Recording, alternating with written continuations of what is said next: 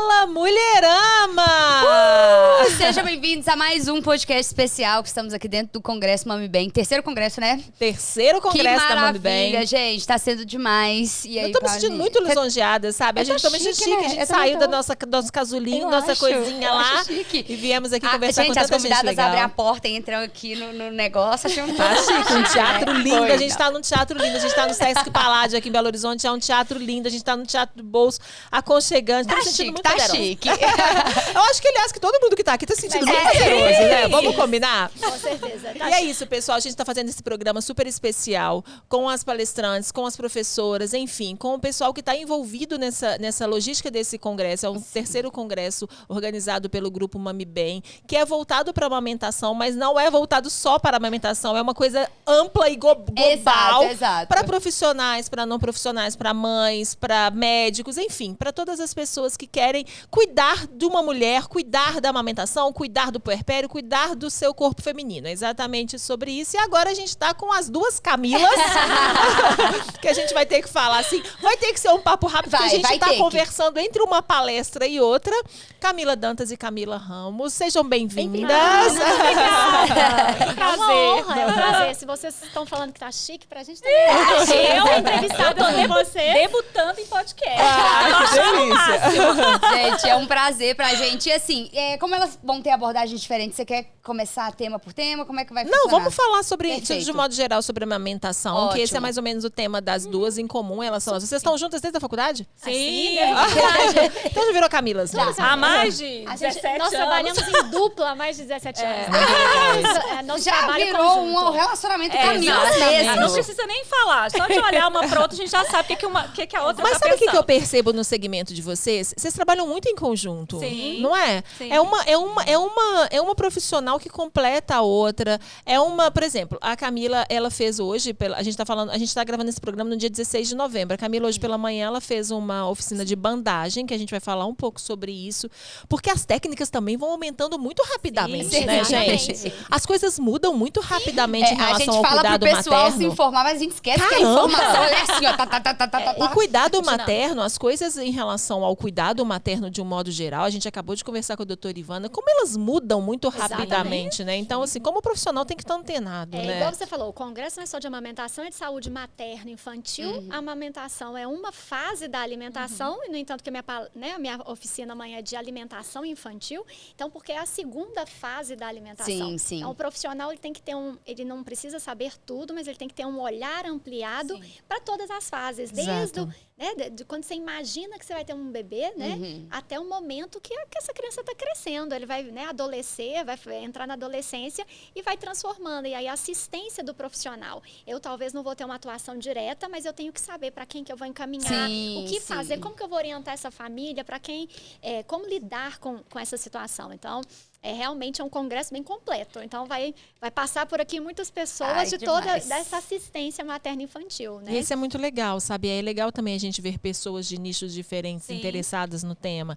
Quando a gente fala no nosso podcast sobre cuidado materno, tudo isso é sempre um programa que dá muito view e a gente fica muito feliz, porque a gente tem que ver também que as pessoas estão interessadas nesse outro olhar, né, gente? Não é mais aquele que sua avó, que sua bisavó fazia, que não é que não dava certo, ok. Mas as coisas também mudaram muito, sabe? A logística comercial das coisas, sabe? O oferecimento de outras coisas para complicar aquele caminho que seria muitas vezes natural, também se alterou muito ao longo dos anos, né? Sim. Isso é que a gente tem que estar muito atento. E o cuidado, principalmente. Vamos começar com a Camila de cá? Porque ela vai ter que abrir uma mesa agora, e se o papo render, aí ela sai. E a gente continua. Camila, você estava falando muito em relação a cuidados com a alimentação. Isso é uma coisa que a gente tem visto muito. Você está falando, obviamente, do cuidado pós, mas tem umas questões meio polêmicas. Fala assim, as pessoas falam que o que a mulher come durante a gestação não afeta o bebê. As pessoas têm muito... às vezes, as pessoas militam errado. E a gente já sabe que tem estudos comprovados que sim, né? Que o que a mulher ingere durante a gestação tem um índice muito importante para aquele bebê. É fato isso? É muito importante, assim. A gente tem pessoas pessoas que recebem orientações erradas, ou vai no Google, ou é aquilo, igual vocês falaram, com a minha vizinha, minha avó fala isso. E muitas vezes as pessoas têm o hábito de fazer cortes de alimentação.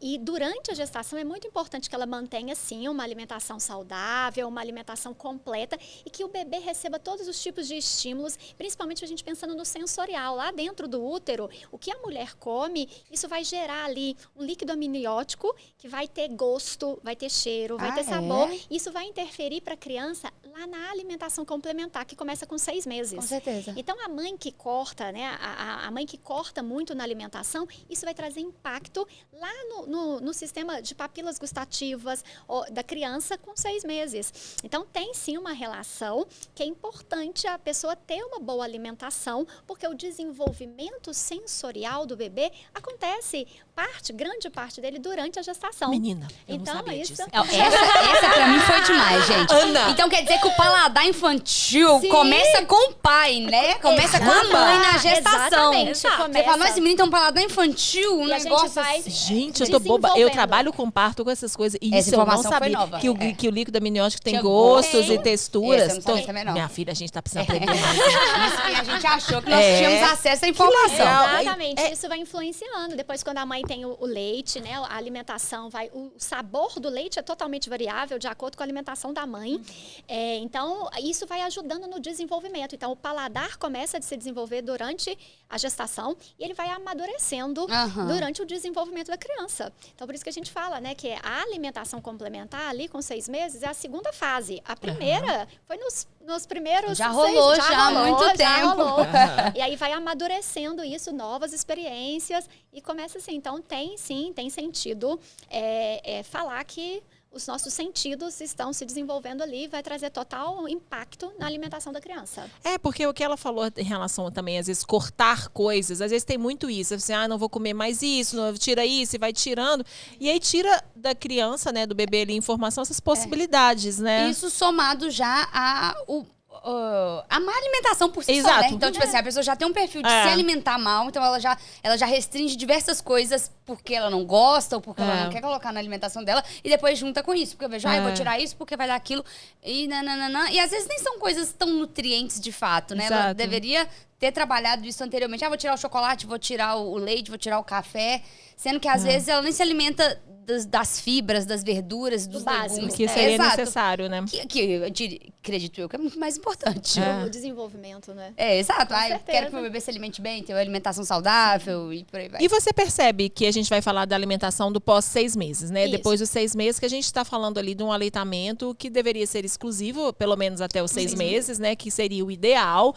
A gente sabe que estudos... A gente está no congresso com mais de 1.000 profissionais falando sobre a amamentação, Pelo gente. amor de Deus, Então, assim, né, vamos gente? pensar que realmente a gente precisa falar sobre e a importância disso na vida de qualquer pessoa. Em relação à desnutrição, também é de várias coisas, né? De várias classes a gente está falando também.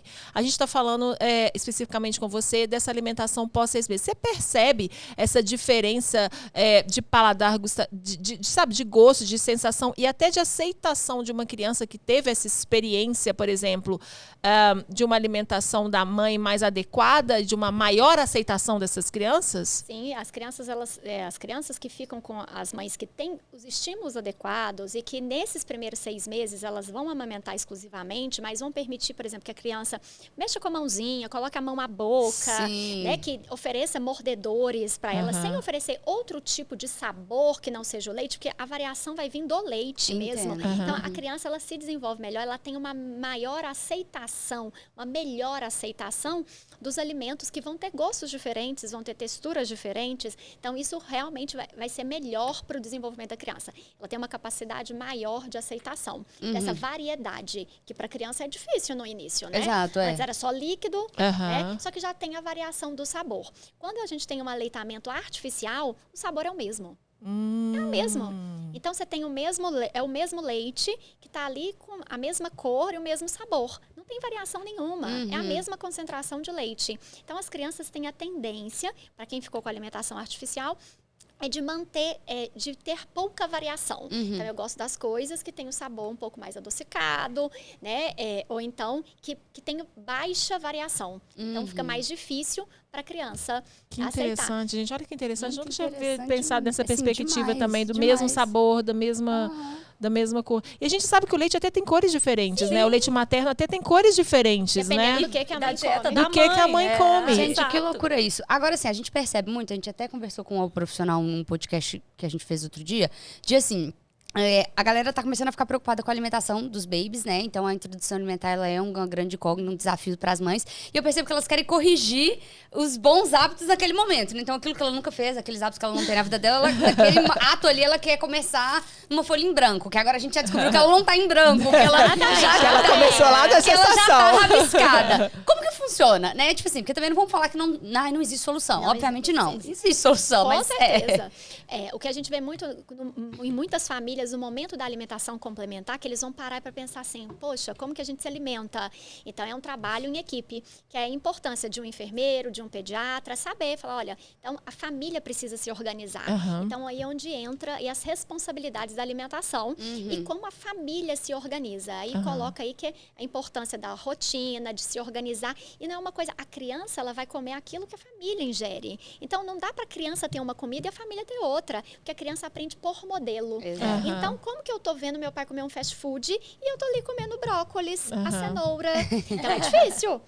Então, naquele momento, o pai, não é que ele é proibido de comer o fast food, mas se a gente fala para os pais compartilharem a alimentação no momento, vamos sentar toda a família aqui, a criança tá com a sopinha dela, né? Então, que esse é um conceito antigo da sopinha toda batida. Exato. E eu tô ali com o meu prato, meu sanduíche, minha batata. E aí a criança quer comer, o adulto tá comendo, ele vai querer pôr a boca. Ah, não, isso não pode porque não é saudável. Então, a criança pode ter, sim, momentos de recusa. Então, o importante é ter um modelo de alimentação. Então, sim, muitas famílias vão procurar profissionais para se reeducar, para se ensinar como se faz isso, como a gente pode aprender, pelo menos naquele momento ali, a compartilhar um momento de refeição, de ser um modelo para o meu filho. Então, sim, as famílias procuram muitos nutricionistas para poderem fazer essa reeducação aí. Eu vejo que por mais que eles procurem ter essa iniciativa, eu vejo que é uma coisa que dura pouco tempo, quando realmente tem más costumes. Eu vejo que aí tentou ali, quando vai começar a introdução, e depois você vê aquele bebê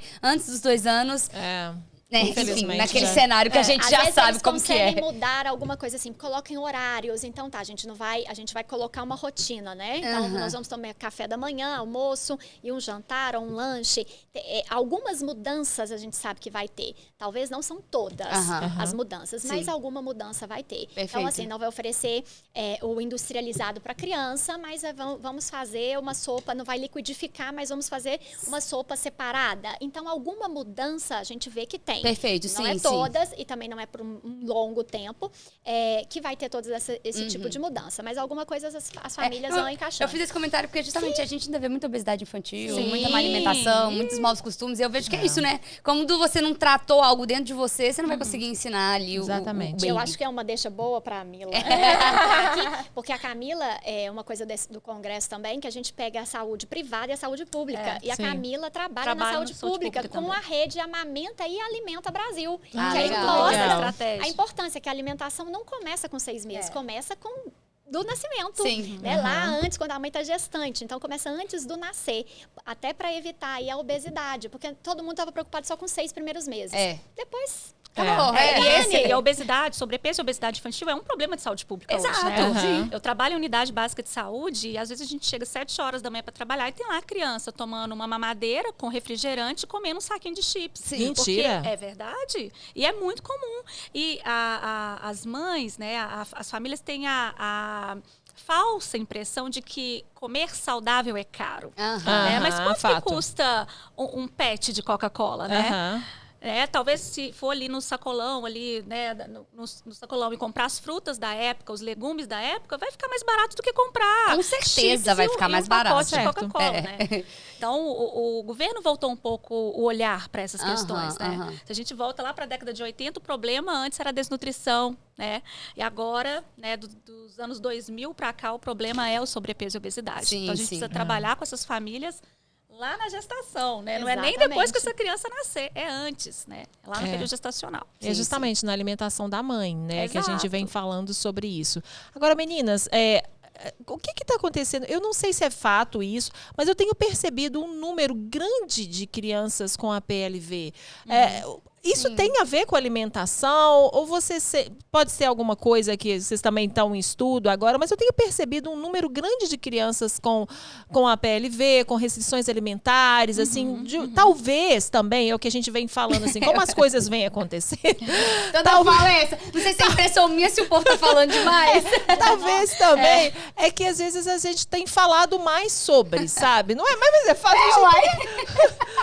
Eu tenho percebido. Isso é fato que tem acontecido? São duas coisas diferentes, né? A PLV e intolerância à lactose. Né? Entendi. Às vezes, as pessoas, elas trazem um diagnóstico que não é real, né? Entendi. Então, eles acabam confundindo aí os dois conceitos, né? No caso da intolerância à lactose, a criança nasce com ela, né? Ela não produz a enzima, né, que vai digerir a lactose do leite. Agora, no caso da PLV, a criança desenvolve, né, ao longo da vida. Normalmente, a criança não nasce, né, com a PLV, né, Camilinha? E muitas vezes está relacionada também à dieta materna. É isso que eu ia falar. Entendi. Tem a ver, então. Tem essa ligação com a dieta materna. Então, assim, gente, a Camila vai ter que sair. Eu tô agoniada por ela aqui. Porque ela vai ter que abrir uma mesa agora na tarde. A gente vai continuar conversando aqui. Mas, assim, Camila, obrigada. Já foi ótimo, assim, esse bate-papo rápido. Eu acho que é isso, que a gente tem que ficar pensando realmente na alimentação. Foi isso que a Camila falou. Começa lá na gestação. Obrigada. Vai lá pra sua mesa lá, brilha lá. Nós vamos continuar, Camila. E me contem, eu percebo isso, engraçado. Eu tenho visto essa crescente. Às vezes chega no meu estúdio para fazer foto, aí no newborn e tudo, e vai no acompanhamento e fala assim, ela tá com muita restrição, ou ela tá com uma intolerância forte, ou ela tá com a PLV. E eu vejo que às vezes a criança tem inúmeras... às vezes até de tato, de toque, assim, eu falo assim, realmente eu acho que é isso, que alguma coisa tem a ver com a alimentação. Acho que a gente está precisando pensar um pouco mais essa alimentação materna lá na gestação. Sim, Exato. com certeza. Sem dúvida nenhuma. O pessoal entra muito despreparado. Isso concordo. nem para pensar, não. Tipo E assim, isso é bem a área da Camilinha, mas vou dar só um pitaco aqui. É a questão das recusas e seletividade alimentar. Né? É outra coisa que está super em alta, né? A gente tem ouvido falar demais. E nem sempre essa seletividade alimentar, ela está relacionada a alguma questão, algum diagnóstico, né? Porque a intolerância, a recusa e a seletividade é muito comum nas crianças autistas, né? Mas a gente tem visto isso cada vez mais em crianças saudáveis, né? Que não tem nenhum diagnóstico por trás. Né? E muito disso tem a ver não só com a dieta da mãe, mas também com a rotina da família, né? Exato. Entendi. Sim. É o que a gente precisa sempre falar, né? Eu acho que tudo relacionado, né? A rotina do sono, é tudo uma rotina do todo, né? Tá tudo interligado. A gente tem que se apoiar, gente. Para criar um filho, é um grupinho ali de pessoas que tem que dar a mão e falar, bora lá todo mundo. A gente tem que ensinar o bebê a tudo, né? Sim. Então, mas aí, se você parar pra pensar que ninguém tá fazendo certo, então isso é muito complexo. Tipo assim, ninguém tá se alimentando bem, ninguém tá dormindo bem, ninguém tá... Então, é uma bola de neve. Parar tudo e falar assim, não, pô, agora a gente precisa pensar, porque a gente tá criando também uma outra pessoinha ali que vai dar esses mesmos exemplos pros filhos dela. Exatamente, né? Exatamente. Camila, uma coisa importante da gente falar aqui, que foi a sua aula hoje de manhã, de manhã estão acontecendo oficinas. Sim. Muito legais, assim, que as pessoas veem literalmente na prática aquilo que as pessoas ouvem, que vocês ensinam, e aí elas veem na prática. Como as coisas estão modernas e como a gente pode ajudar. Por exemplo, isso da alimentação é uma coisa fato. Às vezes a gente sabia, mas a gente não sabia como fazer. Então agora a gente está vendo profissionais voltados a nos ensinar a como fazer. E essa questão da bandagem, em relação à amamentação, e eu vejo em relação a outras coisas também, é muito moderno isso, é muito novo. E ela veio para quê? O que a bandagem ela auxilia na maternidade, assim, na mãe? A bandagem, ela é uma fita elástica, né? Para quem não conhece, é um recurso terapêutico que a gente usa associado ao manejo clínico da amamentação, né? Eu até estava falando para os alunos hoje, olha, não adianta nada saber aplicar bandagem, conhecer como ela age fisiologicamente, se não sabe manejo clínico da amamentação. Gente, eu alego aqui, né? Porque eu nunca nem amamentei. A bandagem Sabe aquela fita elástica que os atletas usam? Já sei a gente já deve ter visto, assim, jogador de futebol, jogador de vôlei, já sei que aquelas faixas coloridas. Sim, Isso é a bandagem elástica. E ela tem inúmeros benefícios, né? Ela pode auxiliar prevenindo ali uma lesão de tendão, de ligamento, que é muito utilizado na área do esporte. Ela pode auxiliar na contração muscular ou no relaxamento muscular.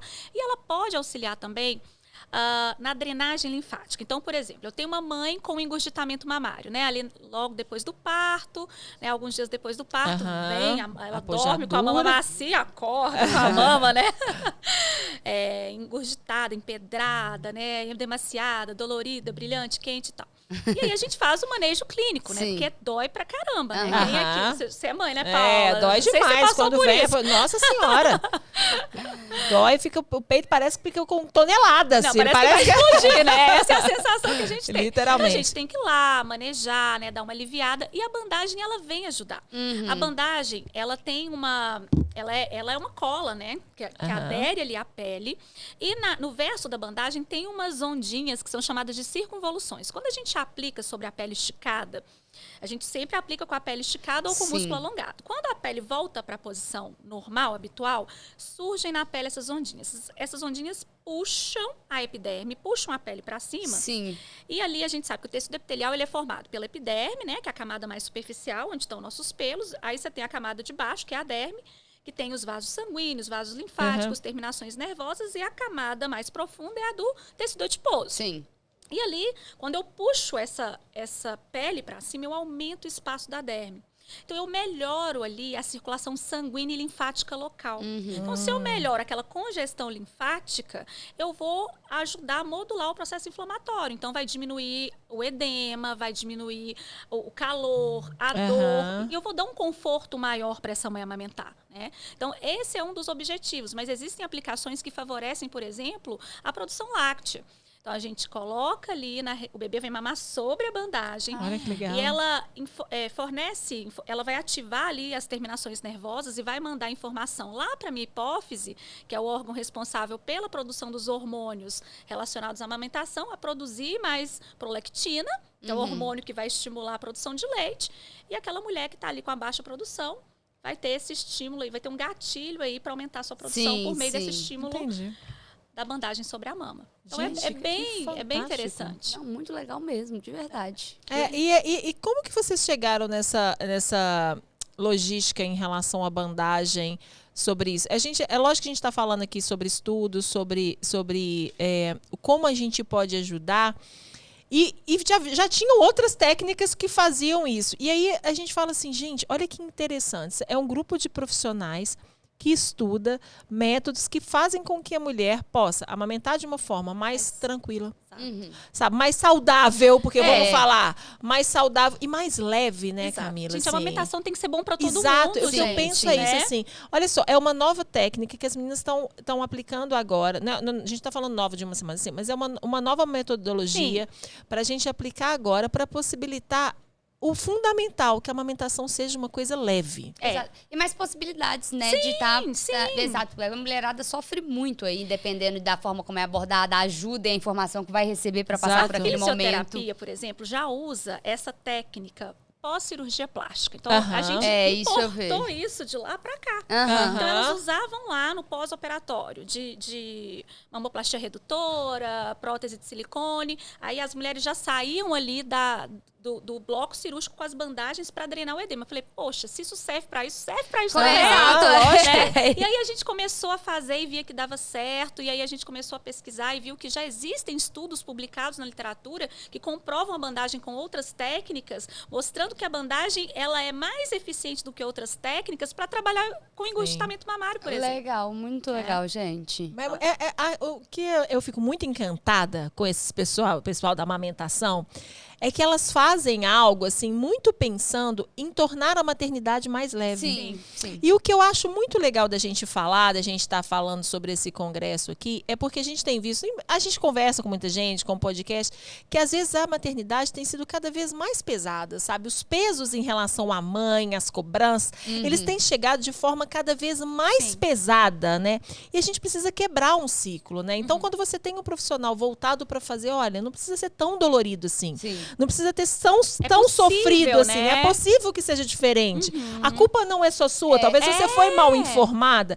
Te traz uma leveza, sabe? Naquilo que você tá fazendo. E eu acho que o pessoal da amamentação tem um desafio grande pela frente, comparado às demais áreas, porque eu vejo que isso é uma coisa, assim, muito singular de cada mulher, a experiência de amamentar. Exato. E eu percebo que as mulheres já chegam nesse momento muito armadas, com o negativo. Não vou conseguir, não vai dar certo. Principalmente se teve uma história prévia de sucesso. Exato. Né? Aí ela já tem certeza que ela não vai dar conta. Mas aí vamos dar um desconto pra ela, porque ela teve uma história, um trauma ali, digamos, tá? Mas eu percebo que todas as mulheres, independente se teve ou não uma experiência com a amamentação, vai ser a primeira vez, ela já chega blindada. Vai dar errado, negativo, vai doer. É porque minha amiga não foi, minha amiga não conseguiu. Minha mãe não amamentou. Exato, minha mãe não amamentou, sim, né? Sim, eu vejo que isso é mais complexo até do que a gente entrar naquela discussão ali entre uma cirurgia cesárea ou um parto normal. Eu vejo que tem isso com a amamentação. O que eu percebo, esse medo. Eu percebo que as mulheres se preparam hoje muito mais para o parto do que para a amamentação, sabe? Isso é muito comum, é uma fala muito frequente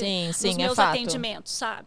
Tanto no setor público quanto no setor privado. Eu não me preocupei com a amamentação, me preocupei com o parto. Se eu tivesse me informado, se eu tivesse buscado informação, talvez teria sido diferente, talvez seria diferente. Sim, sim. E a literatura mostra hoje que dor é a principal causa de desmame precoce.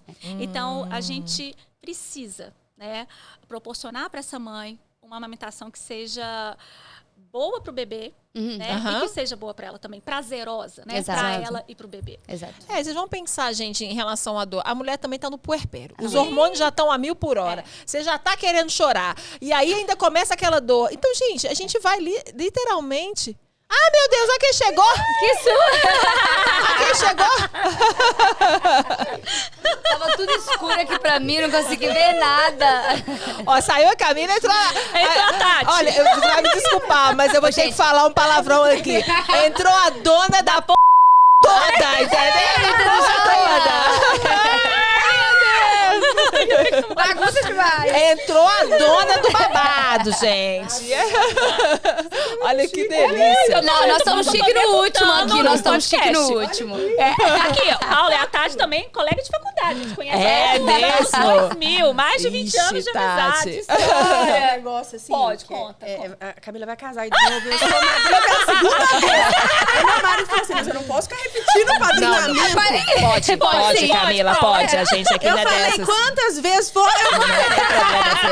Amiga é pra essas coisas. Quantas vezes foram? Tem que ser quantas vezes for necessário, né? Amiga é pra essas coisas. Tati, olha, a gente vai dar uma pausa agora na bandagem e vou te elogiar publicamente aqui, ao vivo, assim, para todas as pessoas, ao vivo no YouTube, né? Ao vivo gravado.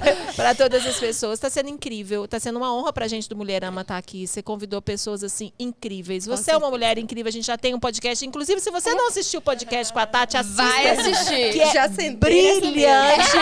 Que é brilhante. A gente bateu um papo muito sobre várias coisas, assim. O congresso tem sido incrível. Está sendo, a gente está no primeiro dia da primeira manhã, gente. Imagina o tanto de coisa que já aconteceu, né? E a gente está falando isso, que eu acabei de falar com a Camila, né? Tem como a gente tornar a vida mais leve, né, Tati, assim. E é isso que a gente precisa disso, né? Pode debater ciência, mas dessa maneira leve, né? Dessa maneira que cultiva as pessoas, empática, todo mundo gosta de estar junto, né? E não tá uma guerra ali, por mais que tenha divergências, inclusive científicas, sobre a doutora Ivana falou exatamente sobre essas divergências científicas no meio médico, inclusive, mas que a gente precisa debater, precisa falar. Né?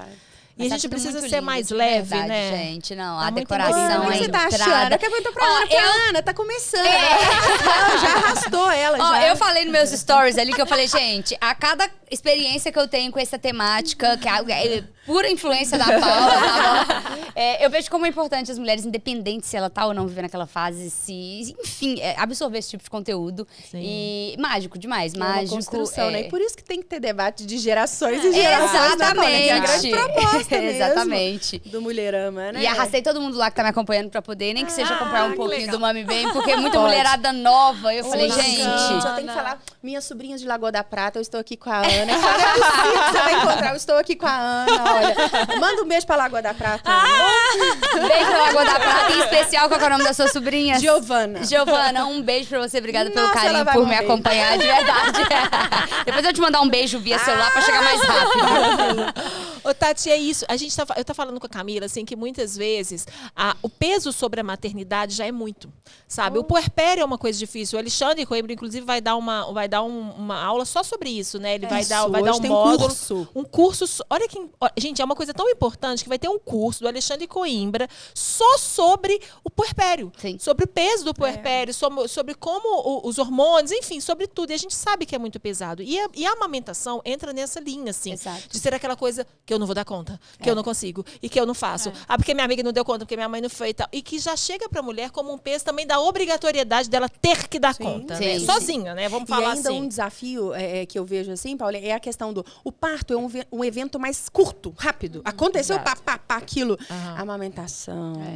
A gente preconiza 6 meses exclusivos, né? Depois é até 2 anos ou mais. Então, assim, essas dores, elas vão remoendo, assim, né? Os desafios são contínuos. Quantas mulheres... o peito é engurgitado. Aí fere, dá infecção fúngica, fenômeno de Raynaud, mastite. Isso coisa uma atrás da outra. E a mulher chega pra gente, não aguento mais. Eu tô com 4 meses, meu bebê. Até hoje eu nunca amamentei sem dor. A gente só pensa isso, que são 4 meses. Isso quando chega até lá, né? Pra ir te dar um depoimento desse, né? Porque lutou muito. Lutou. Não, guerreira. Assim, no fundo da minha cabeça mesmo, eu penso assim, como que ela deu conta? Uau, exato. Que é querer muito, é lutar muito, é resistir muito, né? Porque, sinceramente, alguns casos que a gente encontra, eu falo assim, meu Deus. Como é que você deu conta, né? Eu já teria desistido. Exatamente. 4 meses. Por aí é muito difícil. E é uma fala recorrente, né, Tati? Na nossa prática clínica, a mulher fala assim, não, você é a minha última alternativa. Se não der certo com você, eu desisto de amamentar. Gente, isso é tão pesado, isso é tão forte. E aí, às vezes, ela coloca o peso das frustrações maternais dela numa coisa que já poderia ser resolvida. Fala assim, meu filho, eu já recebi no meu estúdio, fala assim, você acredita que ele perdeu peso por minha culpa?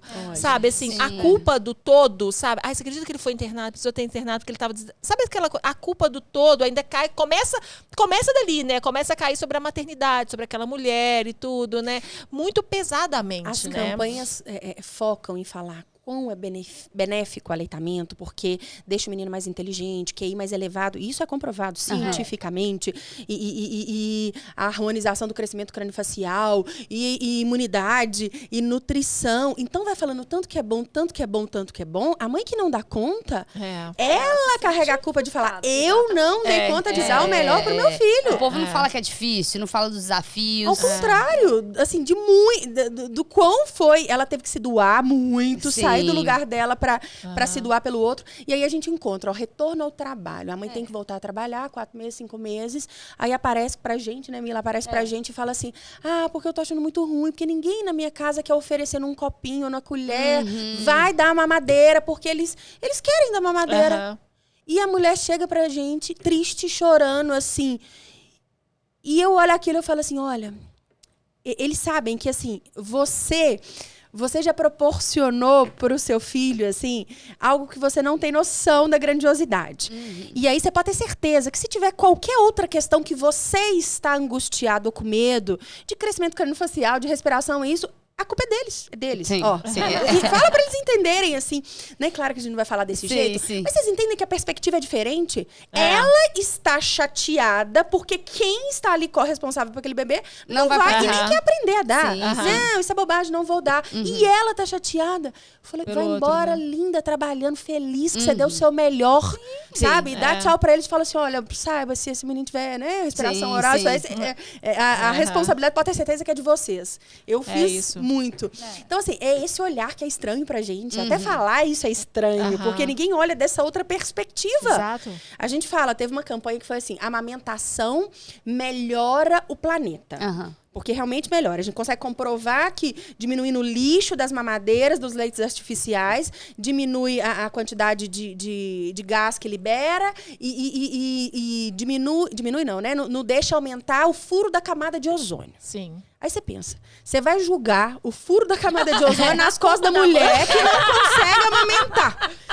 Né? Aí, muita pressão. Mas aí na campanha seguinte falou assim, olha, a campanha já foi, a amamentação é uma responsabilidade de todos. todos. Aí é justo. E a uma mãe desmama, qual a sua culpa em cima disso? Era sua vizinha, era sua prima? O que você podia ter feito para contribuir? Sim. Segurar aquele menino, ajudar, ser feito, corresponsável. Porque aí a gente vai pro outro lado do negócio. Por exemplo, na rede pública, o Ministério da Saúde vem lá, a campanha, amamenta até 6 meses exclusivamente. Só que quando o menino vai para a creche pública, a creche exige que o menino esteja tomando na mamadeira. Sim. Porque lá não tem ninguém preparado para oferecer o copinho, a colher, e não tem ninguém preparado também para preparar, para o preparo do leite materno que a mãe manda para a creche para oferecer para o bebê. Sim, então a gente tem um furo aí. A gente tem um buraco, né? A gente tem ali uma cancela, assim, um buraco nessa ponte que a gente precisa construir, né? E essa ponte se constrói com conhecimento, né, Tati? É isso que a gente está fazendo aqui, né? É muito empoderamento, incrível. Exato. né? Porque se a mulher tem essa visão e fala assim, olha, eu tô dando o meu melhor, eu consigo isso, mas isso também é sua responsabilidade. De exigir isso de quem tá ao redor dela, né? Não é obrigação de mais ninguém, leve. mas você não fez aquele menino sozinho. Você tem que ter não é uma responsabilidade materna, suporte, exatamente, sabe? E a rede de apoio, né? É uma família. Não é todo mundo que tem acesso a isso, a gente sabe hoje, mas assim, tem que ter alguém, né? Tem que ter alguém. A gente espera que tenha alguém, né? Na maioria dos casos. Então, cadê esse alguém? Exatamente. Uma responsabilidade paterna também, gente. Uma sim, responsabilidade sim. paterna, sabe? De falar assim, a minha mulher não deu conta. Já vi isso, tá? Eu já ouvi, sabe? A mulher não deu conta de amamentar. E muito também o casal... Todo dia a gente escuta isso. Não é? Tadinha dela não deu conta. Não deu conta, né? O que você fez pra isso? Mas esses dias eu vi uma caixinha de perguntas, eu não sei como é que foi, mas era tipo assim, uma pessoa que dava conselho pra casais no quesito divórcio, e aí a pessoa perguntava assim, tivemos um bebê, minha esposa não deixa a bebê vir comigo, não, a minha esposa vai ter que passar o dia comigo porque ela amamenta?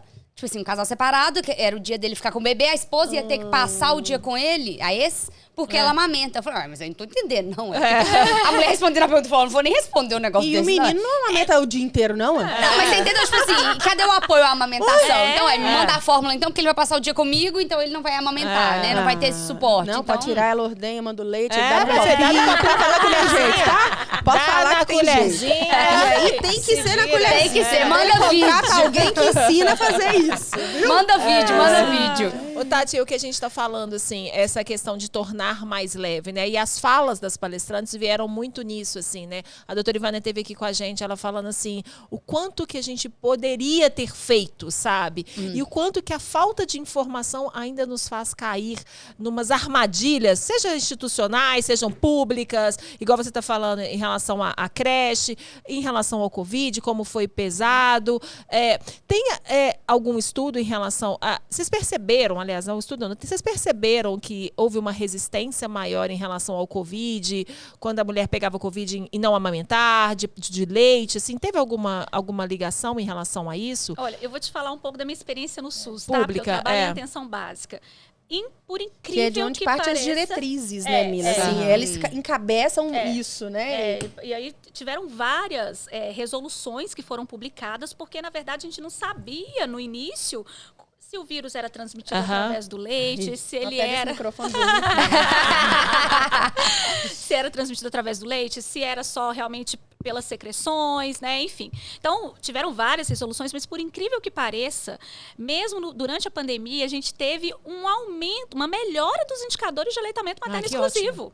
Talvez porque teve aquele período que as mulheres ficaram em casa. Exato. Né? E aí os companheiros também, muitos, né? Não saíam para trabalhar, trabalhavam de casa. Talvez menos gente para atrapalhar. Menos gente para atrapalhar, porque estava mais recluso, né? Não tinha eu acho que é aquela coisa do medo também. Pô, se o leite materno é tão poderoso, então esse momento ele tem que entrar em ação. Exato. E isso começou a aparecer umas coisas, né, Mila? Até assim, que a gente viu que adoeceu as pessoas. Mulher que procurou a gente assim, meu filho tem 5 anos. E ele desmamou com 2. Tem jeito de eu voltar a amamentar? Porque se ele amamentar meu leite, ele tá recebendo a vacina. Isso é tão grandioso, assim. Sim. Porque por produzir leite, a gente faz isso todo dia. Sim, sim. A mulher no gestor, a gente trabalha, toma medicação, aumenta os produtos. Agora, olha o impacto disso. Ela quer garantir a responsabilidade de imunizar o menino dela por meio através do leite. Sim, sim. E isso é muito grandioso, Sim. sabe? Isso, da gente virar e falar, não, calma, tá tudo bem assim, né? Tem várias outras crianças, a vacina tá chegando, vamos todo mundo... Porque é custoso, né? Algo fácil, assim, você começar a ordenhar, tomar remédio. Então, a que nível que chega? Inclusive, essa sensação de doação, né? Que é embutida na amamentação, sabe? E de mulher que fala assim, porque o meu marido que falou isso, ele escutou falando que o leite tinha imunidade pro Covid. Então, se eu voltar... eu tô amamentando a casa toda agora. Mas é maternal. Nós vamos ter, não vai ter muito tempo que não fala muito. Mas assim, eu já tive aluna que virou pra mim chorando e falou que o pai dela, no início do Covid, descobriu um câncer. E aí ele começou com quimioterapia e tudo relacionado ao Covid. E que alguém falou pra eles que o leite materno era, assim, um alimento que tinha muita... tinha escutado do potencial em cima de tratamento de câncer. Não existe evidência nenhuma para isso. Mas o peso social disso. Eu não duvido, ela chorando, mas falando assim, que todo dia o pai dela batia na casa dela para pegar um copo de leite que ela tinha tirado e deixado na geladeira para ele. E saía para trabalhar. E ela chorando porque ela falou que foi muito custoso manter a amamentação do filho que já estava com 2 anos só para garantir o leite pro pai dela. Sim. Gente, muito pesado, né? Muito pesado, assim. É lindo quando a gente olha por um contexto, mas vocês entendem que quando a gente olha pro outro, manter a amamentação não é fácil. Com certeza. 1 ano, 2 anos, 3 anos, ela não queria. Aquilo estava pesado para ela, mas ela tinha essa obrigação, assim, dentro saía dela. Só dela naquele sentido, ela salvar o pai dela, né? Com certeza.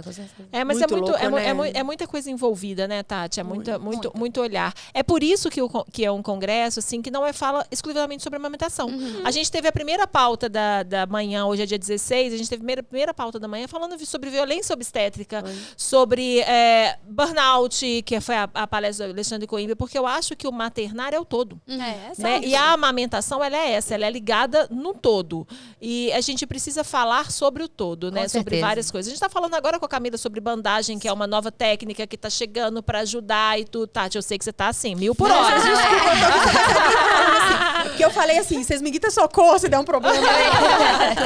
E é isso, sabe? Assim, e a gente precisa entender também que a gente temos pessoas profissionais, aliás, é um grupo envolvido, que é o Grupo Mami Bem, envolvido em trazer soluções, ou não soluções, que a gente não consegue solucionar os problemas, né, Tati? Mas assim, antes fosse, né?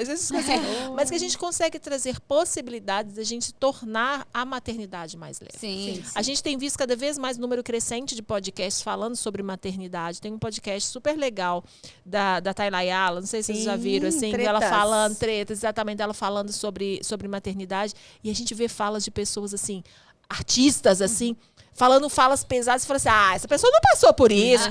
Porque a gente só acha que aquilo acontece com a gente. Que o problema da amamentação foi seu, porque a minha vizinha amamentou lentamente até os 3 anos. Mas então é seu problema, é seu. E não é individual, né, gente? É uma coisa muito do coletivo, né? Os problemas são coletivos e a gente tem como tornar a vida mais leve. De um modo geral, a vida mais leve. E através da informação, mais uma vez, né? Então, exatamente. É maravilhoso, porque aqui a informação está em todos os cantos. Adorei estar aqui no Mulherão. Eu também, achei o máximo. Tô me achando Tati, a gente vai conversar, eu acho que vai ter um outro programa com a Tati, a gente vai chamar mais pessoas aqui, mas eu queria te agradecer muito. Eu acho que em nome de todas as mulheres, o programa é esse. É um coletivo de mulheres, assim, eu acho que fazer um congresso voltado para mulheres, o Alexandre Coimbra iniciou a palestra falando assim, tô me pedindo licença para estar nesse ambiente tão feminino, são 1000 mulheres muito poderosas, com uma mulher foda por trás disso tudo, assim. Eu queria te agradecer, te parabenizar, o congresso tá lindo, o programa vai ao ar, nós vamos soltar esses cortes aí para falar sobre isso e principalmente pra gente dar força com e voz, toda né? certeza, com toda É isso que a gente precisa, trazer informação de qualidade, pra né, todas gente? as gerações. E trazer informação de qualidade. Tati, obrigada, Camila, muito obrigada. Foi ótimo, a gente vai se falar mais ao longo desses 3 dias aí de congresso. Com certeza. E você que assistiu esse programa bagunçado, assim, que a gente é dessas, assista o programa da Tati também, a gente vai deixar o link aqui, a gente vai estar conversando, você vai ver esses programas aí, esses cortes ao longo de todos esses meses aí. Obrigada, pessoal. É isso, galera. Até o próximo podcast, rede social, link, tudo que a gente comentou aí, que tiver que aparecer, vai estar na descrição. E até o próximo podcast. Obrigada. Beijo. Obrigada. Beijos.